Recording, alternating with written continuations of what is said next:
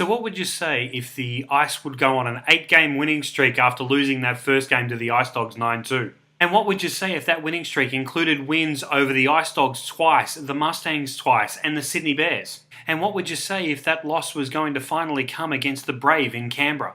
And that loss would be the first time in 8 years that the Melbourne Ice have lost in Canberra. You'd be pretty happy with that, yeah? The Melbourne Ice split their series in Canberra over the weekend with a shootout win on the Saturday and a 4-2 loss on the Sunday game. Although when you look at it from the point of view that the Ice only took 2 of a possible 6 points, you really can't call it a split and you kind of have to give the weekend over to the Brave. On Saturday, the Melbourne Ice won 2-1 in a shootout in what's been billed as one of the best games of the year so far. Matt Armstrong opened the scoring with 45 seconds left to go in the first period, with assists going to Tim Johansson and Austin McKenzie. The score stayed tied over the second period, there was no goals scored, and it was only broken when Anton Kokkonen scored about halfway through the third period to tie it up 1-1. The assists going to Stephen Blunden, who's the highest scoring player for the Brave, and to Matthew Ouellette. So with the game locked at 1 at the end of regulation, we go off to the shootout, and in order of shots, Webster doesn't score, Kokkonen doesn't score, Armstrong puts it in, Blunden puts it in, Johansson for the Ice scores, and Ouellette doesn't score. It's interesting to note that the Brave decided to send out the players who were involved in scoring the goal, namely Kokkonen, Blunden and Ouellette. So with the Ice winning, that means that the Ice are now 2 from 2 in their shootouts. They also beat the Mustangs a couple of weeks ago. So it looks like the monkeys off the back there. The Ice have got their groove down with their shootouts, and they should be able to face them with a lot more confidence from here on in. Now, I mentioned last week about a couple of the games having very small penalty numbers. This game seemed to be no exception. It seemed to be following the trend. There was only 6 penalty minutes issued, 4 to the Ice and 2 to the Brave, and neither team was able to take advantage of the additional man when they had the opportunity. Now, just talking about the goalies for a second, with such a low-scoring game, the goalies were obviously very important. Jaden Pine-Murphy got the win. He stopped 28 of 29 shots. Petri Pitkänen was in net for the Brave, as he always is, and he ended up stopping 32 out of 33 shots for the loss. On the Sunday game, the Ice lost 4-2.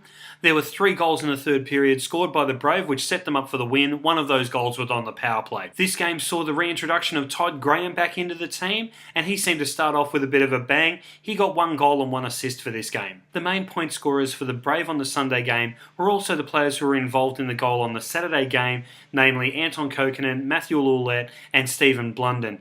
It's going to be interesting to see how those guys go when they come down to Melbourne and get to play on larger ice. And following on from Saturday, this game seemed to have very few penalty minutes, although that is a little bit skewed by Matt Armstrong picking up a checking from behind misconduct.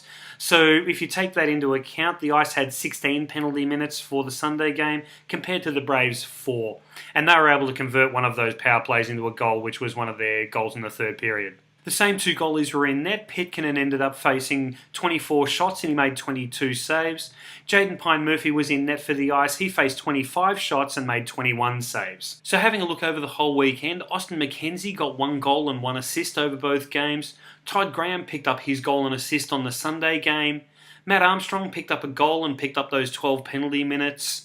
And also Chris Wong was injured during the weekend. I understand that he injured his shoulder on the Saturday and he didn't play on the Sunday game. Jaden Pine-Murphy started in net in both games. He ended up facing a total of 54 shots across both games and made 49 saves for a 907 save percentage and a 2.5 goals against average.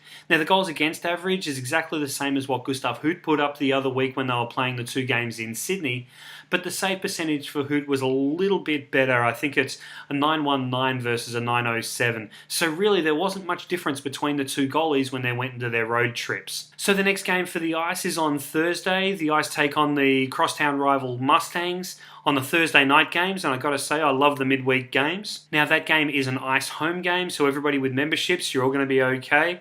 If you are a Mustangs fan, you will need to buy your tickets. And then for the Queen's Birthday long weekend, the Ice have the weekend off. They next go up to Newcastle on the 14th of June, where they face the North Stars. So after Thursday night's game against the Mustangs, the next time the Ice are playing at home is going to be the 21st and the 22nd of June, where they're going to face the Brave team again. It's going to be really interesting to see how the Brave go on the bigger ice and the bright lights of the Ice House.